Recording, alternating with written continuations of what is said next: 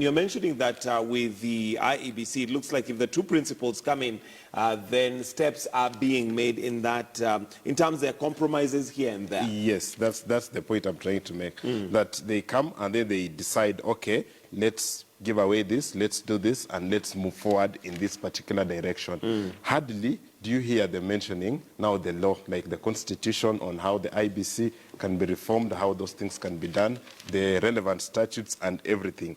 But as I had pointed out earlier, it politically and to the public, we can see some gain because now Kenyans are gaining some confidence that both CORD supporters and Jubilee supporters are thinking if our leaders have agreed on this mode, then let's go with it. Let's go ahead with it. But does that necessarily mean that it's outside of the law?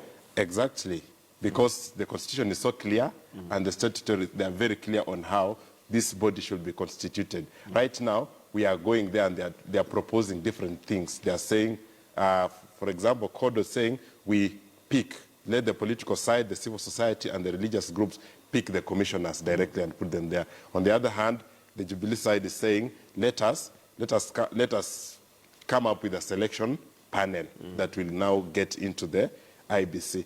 And you see, what you may be looking at is like, what are we doing to the commission? Are we filling it with political appointments? Are we sending there people who will be holding our interests as CORD or our interests as Jubilee? Or what kind of body do we want? Do we want an independent body or a body where both interests are represented? And you also agree with me now, it's basically Jubilee and CORD who are negotiating this process as if everything will be political. Absolutely. Well, let's wait and see what happens because, well, there was a debate yesterday to the effect that should IEBC not be prepared by August 2017, then maybe we can have a transitional body that can actually oversee the election. But again, is that within the law?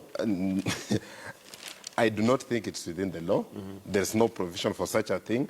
But because we have seen the political class coming up with ideas and strategies to do their stuff, it may just be possible. They may just agree. As long as Jubilee and CORD agree, we just follow. Which would be a very dangerous way to go, because then what if they agree on something that is not to the benefit of Wanjiko or Anyango? What happens? What happens? That's the question that you need to be asking.